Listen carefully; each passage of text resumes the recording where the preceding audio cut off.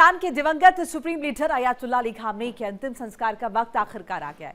Khamenei की मौत को 4 महीने से ज्यादा का वक्त बीत चुका है और अब तेहरान में इसी हफ्ते उनके अंतिम संस्कार की प्रक्रिया शुरू हो गई है। ईरान अपने सबसे बड़े नेता को पूरी शान के साथ विदाई दे रहा है। भारत समेत दुनिया के कई देशों के नेता खामनेई की अंतिम यात्रा का हिस्सा बनने के लिए पहुंच रहे हैं। इतना ही नहीं, खामनेई का शव इराक भी ले जाया जाएगा। अपने जीते जी तो खामनेई बीते 69 साल से यहां नहीं जा पाए। अब कफन में लिपटा उनका पार्थिव शरीर यहां ले जाया जाएगा। 9 जुलाई को ईरान के मशहद में दफनाने से ठीक एक दिन पहले खामनेई का पार्थिव शरीर इराक के नजफ और करबला ले जाया जाएगा। ईरान में एक बेहद महत्वपूर्ण और भावुक पल सामने आए हैं। सोशल मीडिया और कुछ मीडिया रिपोर्ट्स में दावा किया जा रहा है कि अयातुल्ला अली खामनेई के अंतिम संस्कार की तैयारियां शुरू हो चुकी हैं और उनका पार्थिव शरीर विदाई समारोह स्थल पर पहुंच चुका है। वहीं ईरान के पूर्व supreme leader Ayatollah Ali Khamenei के बेटे मुज्तबा खामनेई अपने पिता के अंतिम संस्कार में शामिल नहीं होंगे। ये इंफॉर्मेशन, ये जानकारी ईरानी सुप्रीम लीडर के प्रतिनिधि अयातुल्ला हकीम इलाही के हवाले से सामने आई है। सुप्रीम लीडर के प्रतिनिधि के मुताबिक सुरक्षा कारणों के चलते यह डिसीजन लिया गया है। इसके अलावा एक और रिपोर्ट में दावा किया गया है कि ईरानी सुरक्षा एजेंसीज को इजरायली हमले का डर है। उन्होंने मुज्तबा को अंतिम संस्कार समारोह से दूर रहने की सलाह दी है। तो अयातुल्ला अली खामनेई को अंतिम विदाई दी जाएगी। अयातुल्ला अली खामनेई को अंतिम विदाई। हुसैनिया पहुंचा खामनेई का पार्थिव शरीर। अली खामनेई के तेहरान में अंतिम दर्शन शुरू। ईरान में खामनेई को श्रद्धांजलि दी जा रही है। विदाई समारोह स्थल पर पहुंचा है पार्थिव शरीर। तो अंतिम दर्शनों की शुरुआत हो चुकी है। जाहिर है बहुत वक्त का इंतजार इसके लिए किया गया है। अयातुल्ला अली खामनेई जिन्हें 28 फरवरी को जिनकी हत्या कर दी गई थी और उसके बाद से ये संघर्ष लगातार वेस्ट एशिया में बना हुआ है। अब अंतिम विदाई दी जा रही है और एक एक करके तमाम हमारे मेहमानों का रुख करेंगे। एक बार फिर से तारुफ करा देती हूँ। ग्रुप कैप्टन आशीष सहाय रिटायर्ड, मनोज कुमार भू राजनीतिक विश्लेषक, अजिताभ सिंह विदेश मामलों के जानकार, सभी हमारे साथ जुड़ रहे हैं। पहले अजिताभ जी का रुख कर लेते हैं। अजिताभ जी, अब फाइनली वो वक्त जो है आ गया है जब विदाई दी जा रही है और बहुत इमोशनल ये पूरा मौका है ईरान के लिए, क्योंकि लंबा इंतजार किया है। जी मोनिका जी, देखिए ये एक तरफ मातम का माहौल है ईरान में ऑब्वियसली, और दूसरी तरफ सेलिब्रेशन अमेरिका में हो रहा है। 250वां जो उनका स्वतंत्रता दिवस मनाया जा रहा है। तो कहीं ना कहीं एक मुझे लगता है इसके पीछे राजनीति और रणनीति भी है, क्योंकि एक तरफ ईरान दिखाना चाहेगा कि वहां यूनिटी है, सॉलिडरिटी है, लोग एक साथ हैं, और अमेरिका को एक स्ट्रॉन्ग मैसेज इससे देना चाहेगा। लेकिन जो अभी आपने बताया कि मुज्तबा खामनेई सिक्योरिटी रीजन से शायद नहीं अटेंड करेंगे, ये एक अलग मैसेज दे रहा है कि क्या मुज्तबा खामनेई सही हैं, क्या वो सही सलामत हैं। इस पे एक कवायद बनेगी और ये एक निगेटिव मैसेज जाएगा, क्योंकि मुज्तबा खामनेई, हालांकि ये तो कहा गया है कि इजराइल ने उनको थ्रेट दिया है कि वो मारने की, बल्कि वहां के डिफेंस मिनिस्टर ने इस तरह के स्टेटमेंट शायद दिए हैं। तो एक तरफ वो, लेकिन इससे उनकी स्वास्थ्य का और वो क्या ईरान को लीड करने के लिए जीवित हैं भी या नहीं, इस पे भी कवायद होगी। ये ईरान के हक में नहीं जाएगा, क्योंकि अभी जो माहौल बना है। दूसरी तरफ एक और डेवलपमेंट हुआ है कि जो IRGC के अंतरिम कमांडर हैं अहमद वाहिदी, वो भी इस युद्ध में पहली बार कल देखे गए हैं। ये खामनेई का जो बॉडी लाया गया है, वहां पे कॉफिन लाया गया है ईरान तेहरान में, उसमें वो नजर आए हैं। तो कुछ ना कुछ एक बहुत बड़ा मैसेजिंग यहाँ चल रहा है इन खबरों के बीच कि ईरान के अंदर ही थोड़े से मतभेद हैं IRGC और पॉलिटिकल लीडरशिप में। तो कहीं ना कहीं इससे अमेरिका फायदा उठाने की भी कोशिश कर सकता है। ठीक है साई साहब, ये अभी जो अजिताभ जी ने जिक्र किया, एक उन्होंने शब्द का इस्तेमाल यहाँ पर किया कि बहुत सारी रणनीतिक चीजें अंदर चल रही हैं। अब क्या ये एक्सक्यूज भी हो गया है? मुज्तबा खामनेई को लेकर क्वेश्चन मार्क लगातार लगा हुआ है। अब चूंकि एक थ्रेट भी आ गया है, तो क्या इसे एक एक्सक्यूज की तरह भी ईरान इस्तेमाल कर रहा है कि भाई ये भी कह देंगे मुज्तबा खामनेई सिक्योरिटी रीजन से फ्रंट में नहीं आए और बच भी जाएंगे, उसके बाद सवाल भी नहीं पूछे जाएंगे कि मुज्तबा खामनेई जीवित है भी या नहीं? जय हिंद मोनिका, मुझे लगता है कि वी न्यू दिस। क्या क्या? एक, कि मुस्तफा इस प्रोसेस में शामिल नहीं होंगे, ना दिखेंगे, ना सुनाई पड़ेंगे। कारण, सबके अपने अपने कारण हैं। मेरी एनालिसिस के हिसाब से news is not good on him, क्योंकि अगर 1% भी चांस रहता तो मुस्तफा खमैनी वर्चुअल आ सकते थे। तो हम जब ये बातें करते हैं तो इसको थोड़ा सा एक्सपैंडेड व्यू लेना पड़ेगा कि ठीक है वो फिजिकली नहीं आएंगे बट वर्चुअली आएंगे, कुछ बोलेंगे नेशन को या आईआरजीसी को कुछ, या दुनिया को कुछ बताएंगे अपनी फ्यूचर लीडरशिप। तो नहीं आएंगे, we are not talking only about the physical presence. अगर सिक्योरिटी कंसर्न्स थे तो फिजिकली नहीं आते, बट पूरे प्रोसेस में शामिल नहीं होंगे, ना दिखेंगे, ना सुनाई पड़ेंगे। This conveys a very clear meaning. ये एक बात सबको समझनी चाहिए। दूसरा, ये जो माहौल बन रहा है इसमें एक तरफ तो इंसानी प्रवृत्ति है कि जब कोई नहीं रहता है तो you feel bad and you get together, लेकिन एट द सेम टाइम इसको थोड़ा सा जनरेट भी किया जाता है to reestablish connectivity, to consolidate your presence. और इसका ग्लोबल इंपैक्ट पड़ेगा। और ईरान में आईआरजीसी और उनके क्लरिक्स को ये बात पता है, ह्यूमन साइकोलॉजी पे वो काम करते हैं कि इस पूरे मौके को 5 दिन को ग्लोबली एक कंसोलिडेशन के लिए यूज किया जाएगा। इसी वजह से देखें, इस तरह के केस में भी उन्होंने कुछ कंट्रीज को नहीं बुलाया है, जबकि ऐसे वक्त पे हम इस तरह के फैक्शंस में नहीं बंटना चाहते हैं। लेकिन अमेरिका को नहीं बुलाया है, इंग्लैंड को नहीं बुलाया, जी, कनाडा को नहीं बुलाया, ऑस्ट्रेलिया को नहीं बुलाया। जी जी, आप कुछ कह रहे थे मोनिका। बिल्कुल। मुज्तबा खामनेई अंतिम संस्कार से दूर रहेंगे, सुरक्षा कारणों से शामिल नहीं होंगे। इजरायली हमले के खतरे के बीच डिसीजन लिया गया मुज्तबा की सुरक्षा पर। ईरान की चिंता सामने आई है। हाई अलर्ट के बीच अंतिम संस्कार की प्रक्रिया, खतरे के चलते मुज्तबा दूर रहेंगे। 7 दिन बाद अंतिम संस्कार 9 जुलाई को मशहद में दफन किया जाएगा, सुपुर्दे खाक किया जाएगा।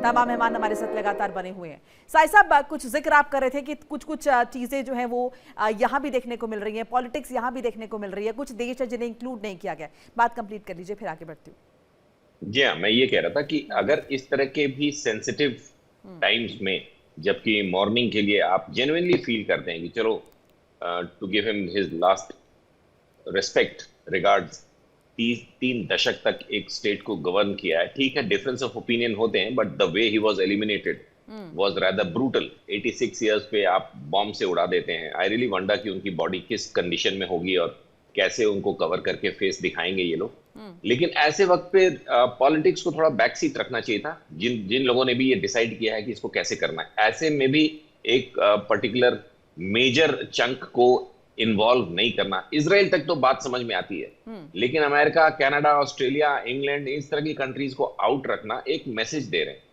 और एट द सेम टाइम एक और जो मैं बात कर रहा हूं कि इसको, इस पूरे प्रकरण को यूज किया जाएगा consolidation of the thoughts and ideologies of the great late Khamenei. जो रेडिकल इस्लाम, एक लेफ्ट लीनिंग ग्लोबलाइजेशन, इंतिफादा, एंटी ज़ायनिज्म का जो एक सिस्टम था ना, उसको ये फिर से ग्लोबल करने के लिए इस वक्त को यूज किया जा सकता है by the altars, by the radicals. आप देखें, आपने बताया कि ये शायद सुपुर्दे खाक होने से एक दिन पहले the body is being taken to Iraq.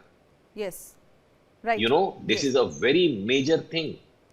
The Shias in Iraq are being given a message, the Shias of the world are being given a message that how important were they for him and he for them. जो इसके थोड़े बहुत traces हमने JNK में देखे थे when he was no more, कुछ पैसे इकट्ठा करके। तो this is the global network of ideologies, thoughts, जिसको कंसोलिडेट करने के लिए इस पूरे सेंसिटिव माहौल का यूज किया जा रहा है, जो कि हेल्दी नहीं माना जाएगा। जी जी मोनिका। मनोज जी, आपका रिएक्शन इस पर, आप किस तरीके से देख रहे हैं इस पूरे सिचुएशन को? मुझे ऐसा लग रहा है कि ये बहुत ही महत्वपूर्ण पल होगा ईरान के लिए। जिस तरह से हम लोगों ने देखा, अमेरिका, इजराइल मिलकर के हमला किया और वो उनको बताया गया था इंटेलिजेंस एजेंसी द्वारा कि आप जो है हाइड कर सकते हैं, लेकिन उन्होंने देश के लिए बोला कि हम मरना चाहते हैं। और स्वाभाविक है कि लगभग 30 से 40 साल का जो उनका टेन्योर रहा वो ईरान के लिए जो है एक बहुत ही महत्वपूर्ण रहा है। हालांकि हम लोगों ने देखा कि उनके मरने के कुछ दिन पहले भी एक प्रोटेस्ट हुआ था और और IRGC रिजीम को वो प्रोटेस्ट कर रहे थे कि ये जो एक डेमोक्रेटिक प्रोसेस में होना चाहिए, महिलाओं को एक राइट की बात होना चाहिए। तो मुझे ऐसा लग रहा है कि ये ईरान के लिए बहुत ही महत्वपूर्ण समय होगा, क्योंकि जितने भी कंट्रीज हैं उनके दोस्ताना जो रिलेशन रहा है, जैसे भारत से भी रहा है और भी कंट्रीज से रहा है, तो एक सहानुभूति रूप में वहाँ जाएगा और अमेरिका को भी एक मैसेज देना चाहेगा कि आप भले ही आप हमला कीजिए या आप एक इकोनॉमिक सैंक्शन कीजिए, लेकिन हमारे पास भी बहुत से वर्ल्ड के कंट्रीज हैं, 50-60 मे बी 100 हो, वो एक ऐसे पल पे आए हैं जब आपने हमारे सुप्रीम लीडर को आपने मार दिया, और उसके इस क्षण में अगर डिफरेंट कंट्रीज के रिप्रेजेंटेटिव आते हैं तो स्वाभाविक एक सहानुभूति के साथ साथ एक वहाँ के लोगों के लिए भी एक मॉरल बूस्ट होगा। और जिस तरह से एक IRGC का इस युद्ध के बाद एक डिफरेंट पर्सपेक्टिव में आगे सामने आया है, और मुझे ऐसा लग रहा है कि वो स्ट्रेंथन ही हुआ है IRGC, और IRGC को भी स्ट्रेंथन करने भी होगा अगर इस तरह के इवेंट पर होंगे, क्योंकि वो सुप्रीम लीडर रहे थे 40-50 साल तक, उन्होंने जो इस मूवमेंट को चलाया। तो मुझे लग रहा है कि ओवरऑल ईरान के लिए एक पॉजिटिव संदेश होगा आने वाले 7 डेज। ईरानी राष्ट्रपति पेजेश्कियान की अपील सामने आई है। खामनेई की अंतिम विदाई में पहुंचने की अपील की गई है। जनता से कहा है कि उन्हें अंतिम विदाई दे। संदेश दिया है कि ईरान एकजुट हो। खामनेई का अंत नहीं हुआ, नई दौर की शुरुआत हुई है। ईरान की ताकत उसकी एकजुटता है। पेजेश्कियान ने कहा कि विदाई नहीं, नए अध्याय की शुरुआत है ये। डॉक्टर अजताब, एक और चीज भी तो यहाँ पर हो सकती थी। अगर मुज्तबा खामनेई यहाँ पर नहीं आ रहे हैं तो क्या कुछ और अरेंजमेंट्स नहीं हो सकते थे? क्या आजकल तो आर्टिफिशियल इंटेलिजेंस के जरिए क्या क्या पॉसिबल नहीं होता, लेकिन ऐसे में ईरान ने ये चूज किया कि ना कोई ऑडियो मैसेज जाएगा, ना कोई वीडियो क्लिप जाएगा। मुज्तबा खामनेई निजी तौर पर भी नहीं जा रहे हैं। सो ये किस तरफ इशारा कर रहा है? देखिए, ये बहुत ही संशय पैदा कर रहा है, क्योंकि जैसा आशीष जी ने कहा कि भाई कम से कम वर्चुअल तो हो सकते थे, आर्टिफिशियल इंटेलिजेंस का जमाना। आज तक ना उन देखिए, वो अपने वाइफ के भी जनाजे में नहीं निकले थे, नहीं दिखे थे, और आज उनके पिता की जो ये मनाई जा रही है मातम, इतने बड़े मौके पे वो नहीं जा रहे हैं जो लगभग 37 साल रूल किया था अयतुल्लाह खुमैनी ने। तो ये एक बहुत बड़ा दूसरे देशों के प्रतिनिधियों को आप बुला रहे हैं और आप निजी तौर पर नहीं जा रहे हैं, निश्चित तौर पर ये सवाल खड़े कर रहा है। जी प्लीज कंटिन्यू। बिल्कुल, देखिए 30 से ज्यादा देशों के यहाँ पे लीडर्स आने की खबरें हैं। 90 से ज्यादा देशों के रिलीजियस लीडर्स भी आ रहे हैं। ऐसे में वहां के देश के जो सुप्रीम लीडर हैं उनका नहीं रहना बहुत संशय पैदा करता है। और खास करके देखिए, एक ऑप्टिक्स की बात है, ये टाइमिंग भी बहुत क्रिटिकल है। 4 जुलाई को एक तरफ दुनिया का कह रहे हैं राष्ट्रपति ट्रंप सबसे बड़ा आयोजन वो करने जा रहे हैं, दूसरी तरफ ये ईरान क्लेम कर रहा है कि दुनिया का सबसे बड़ा गैदरिंग होगा, क्योंकि रूहुल्लाह खुमैनी की जो 1989 में मृत्यु हुई थी उस समय लगभग 1 करोड़ लोग जुटे थे। अभी कहा जा रहा है कि 1.5 से 2 करोड़। और जैसा आपने कहा मोनिका जी, पेजेश्कियान ने खुद इसको किया है, अपील की है लोगों से। दूसरी तरफ देखिए, ईरान ने क्रिटिसाइज किया है अमेरिका को। वो कह रहे हैं कि इस बड़े मौके को अमेरिका इसकी बेइज्जती कर रहा है, ईरान की बेइज्जती कर रहा है। तो टसल देखिए यहाँ से ऑलरेडी दोनों के बीच शुरू हो गई है, क्योंकि इतने बड़े मौके पे अमेरिका की तरफ से जश्न मनाना, और मुझे लगता है ईरान जानबूझ के ये डेट इसलिए लिया है कि वो एक अपना शो ऑफ स्ट्रेंथ करे और दिखाए कि पूरा ईरान यूनाइटेड है, एक है। तो कहीं ना कहीं इससे फ्रिक्शन अमेरिका और ईरान के बीच बढ़ने के खतरे हैं। और मुझे लगता है कि ये जो MOU है सिर्फ दिखावा है। अभी जिस तरह के स्टेटमेंट आ रहे हैं, खास करके परसों बहरीन में जो 12 देशों की मीटिंग हुई है, जिसको सेंट्रकॉम के हेड जो Brad Cooper, admiral Brad Cooper खुद उसको लीड किए हैं उस मीटिंग में। और पहली दफा ये जो रीजनल एक मीटिंग हुई है उसमें 12 देशों में सिर्फ GCC नहीं, मिडिल ईस्ट के कई इंपॉर्टेंट देश, और पहली बार सीरिया और लेबनान भी उस मीटिंग में अटेंड किया। और उसमें ये बात हुई है कि कैसे एयर डिफेंस को मजबूत किया जाए, कैसे हॉर्मुज से निकाला जाएगा, इन तरह की बातें हो रही हैं। मुझे लगता है इस समय को फिर से मोबिलाइज करने की, रीइंफोर्स करने की, गैप्स को फिल करने की अमेरिका की पहल है। दूसरी तरफ वर्ल्ड में एक जो ऊर्जा संकट था उसको रिफिल करके और फिर से कहीं ना युद्ध भड़क जाए, इसकी संभावना से भी इनकार नहीं किया जा सकता। ठीक है साहिब साहब, इससे पहले भी हम इस पे कई बार डिस्कशन कर चुके हैं और आप ही ने शायद ये कहा था कि आप देखिएगा कि जब मौका आएगा सुपुर्द खा करने का तो शायद कोई डमी क्रिएट करके भेज देंगे या किसी को प्लास्टिक सर्जरी किसी को करके रिप्रेजेंट कर देंगे। सो ये सारे ऑप्शंस भी तो ईरान के पास है, फिर ये क्यों चूज किया गया होगा कि मुज्तबा खामनेई फ्रंट में नहीं जाएंगे? हाँ, ये एक सिंसियर क्वेश्चन है। इसका कारण ये है कि अभी तक एक स्टेट की तरह फंक्शन नहीं कर पा रहा है ईरान। कोई भी दूसरा स्टेट होता जो रोग नेशंस की कैटेगरी में नहीं आता तो एक वहां पे पूरी व्यवस्था होती है, medical experts, military experts, political experts मिलके एक प्लान ऑफ एक्शन ड्रॉ करते हैं कि ऐसे समय में how to go about it, relaunch करना है या किसी नए को खड़ा करना है या उससे हम क्या क्या ड्रॉ कर पाएंगे इस मौके से। इस तरह का एक स्ट्रैटेजी डिस्कस होता है, प्लान किया जाता है। पहले भी हुआ है, सेकंड वर्ल्ड वॉर में भी हुआ ऐसा कि वॉन वेरा या वेस्टर्न फ्रंट पे नाजीज को बिफूल करने के लिए किसी और कमांडर को भेजा गया दूर से। उस समय के कैमराज इतने फोकस नहीं कर पाते थे, जूम लेंसेज नहीं होते थे, तो उनकी तरफ बॉडी लैंग्वेज रखने वाले लोगों को भेजा जाता था ताकि जासूस उसको गलत समझ जाए। लेकिन आज की तारीख में ये थोड़ा मुश्किल होता है, इतना ज्यादा एआई है, इतना ज्यादा पेनिट्रेशन है इंटेलिजेंस का। तो अभी Iran is unable to function as a governed state और इसी वजह से clarity regarding Mojtaba Khamenei's existence या रीलॉन्च नहीं आ रही है उनके थिंक टैंक को। जी, ये खास कारण है। जी बिल्कुल मनोज जी, और साथ साथ क्या विक्टिम प्ले करने की भी कोशिश ईरान द्वारा की जा रही है कि देखिए अभी भी इजराइल और अमेरिका जो घात लगाए बैठे हैं, इसलिए मुज्तबा खामनेई फ्रंट में नहीं आ पा रहे हैं।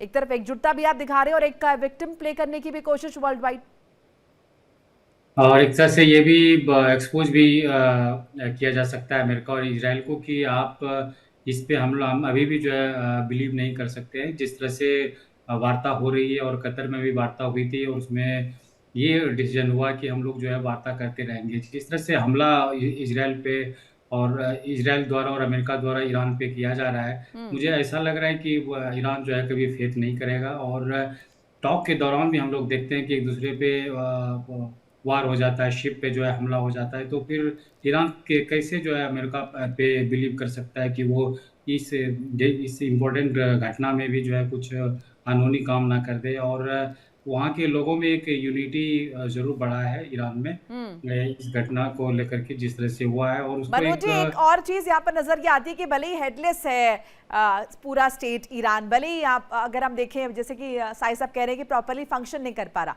लेकिन रणनीतिक तौर पर विक्टिम प्ले करना उसे बखूबी आता है, किसे इनवाइट करना है किसे नहीं करना है। टाइम बहुत क्रूशल जो है वो चूज किया गया ईरान द्वारा। डिस्कशन इस पर करेंगे, लेकिन फिलहाल मेरे पास वक्त इतना ही था। आप सभी का बहुत बहुत शुक्रिया मेरे साथ जुड़ने के लिए इस चर्चा में। और फिलहाल यहाँ पर वक्त हो चला एक छोटे से ब्रेक का। देखिए इंडिया डेली 24/7 अब आपके स्मार्ट टीवी पर। इंडिया डेली मौजूद है सभी डिजिटल प्लेटफॉर्म पर लाइव और लगातार। इंडिया डेली 24/7 हर दिन राष्ट्र को समर्पित।